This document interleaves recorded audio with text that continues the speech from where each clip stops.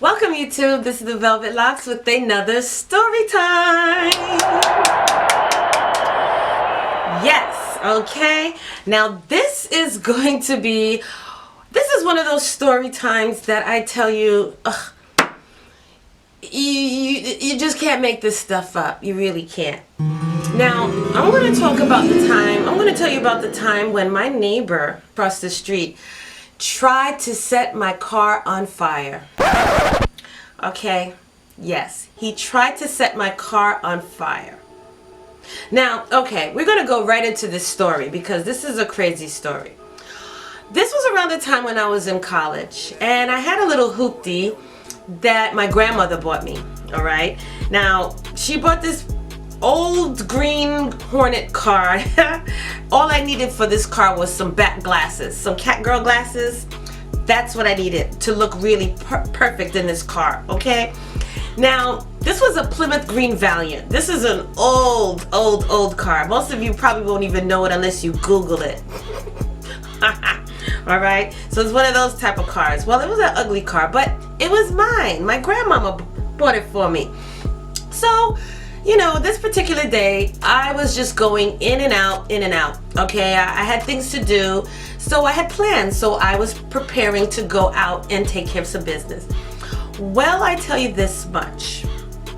We had some neighbors that moved across the street. It was a mixed couple. The husband was Caucasian, the wife was black. And, you know, they were fairly new to the neighborhood. I got my tea today, okay?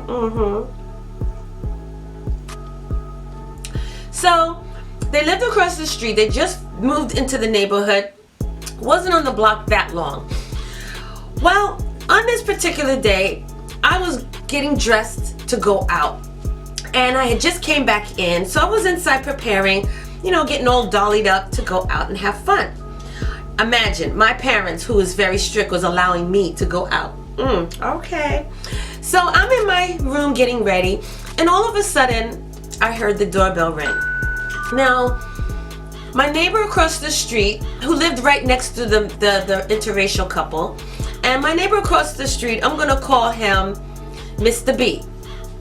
Now, Mr. B was an older brother on the block, okay? He was one of my older brothers on the block, and he just happened to be leaving out of his house when he saw something kind of odd under my car.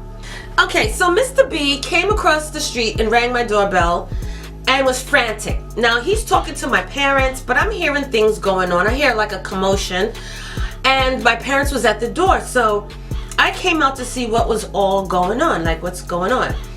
Turns out, Mr. B saw the neighbor next door, the Caucasian husband. Now I'm gonna call him Alfred, okay? I'm gonna call him Alfred.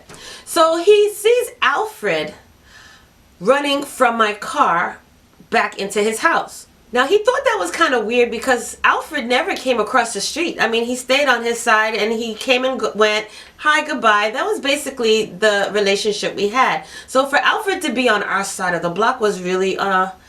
It was strange. And it was dark. It was late. It wasn't late, but it was dark.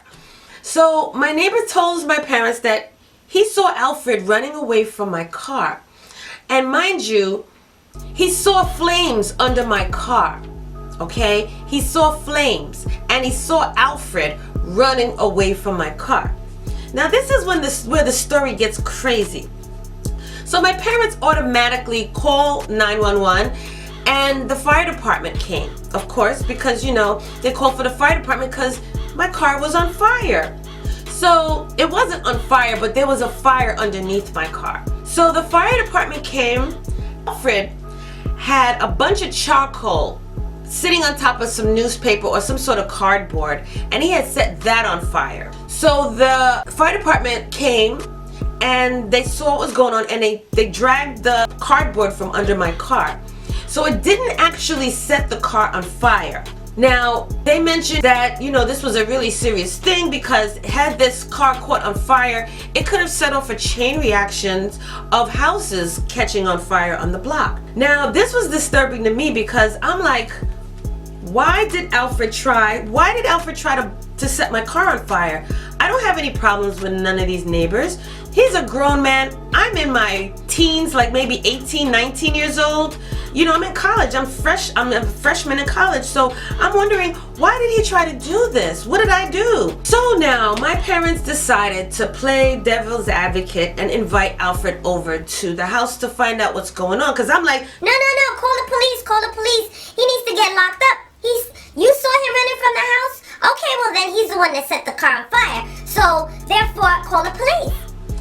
well, my mom, who's Miss Goody Two Shoes, decided to invite them over to find out what's going on. Because none of us had any problems with these people. Like I said, they were new on the block. So he invited Alfred and his wife over, and they're sitting there. And we're trying to figure out, like, what happened? Why did you try to do this? Well, turns out Alfred and his wife was having some marital problems. And it seems like I was the problem. Really? Me? What did I do? Me? I'm the problem? I'm across the street. I'm minding my business. I'm a little kid in college. I'm a young female in college. I don't do anything bad to these people. Hi, goodbye. Hey, how you doing? Nice to see you. And I'm gone.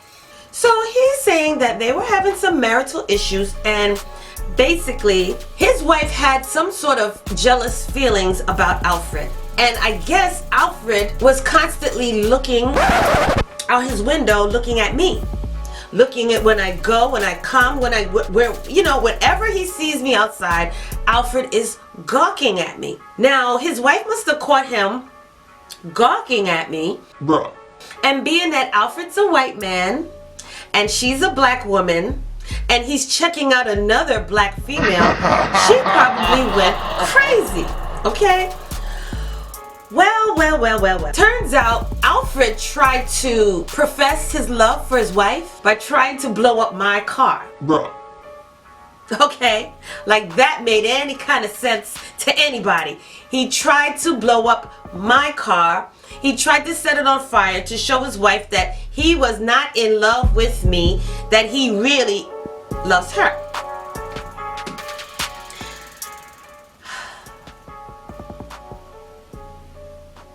Bruh. Now, I can't understand that. That does not make logical. That's not logical to me. I mean, I cannot find logic in that excuse, in that explanation. Like, really? What happened? Like, I can't understand. Why couldn't you guys have talked it out? Why do you have to bring me in your mess? Why am I the subject now of you trying to blow up my car? Like, why me? So basically, my parents decided not to press charges against Alfred because, it was a neighbor, and my mom, with her good heart, Miss Christian, Bruh.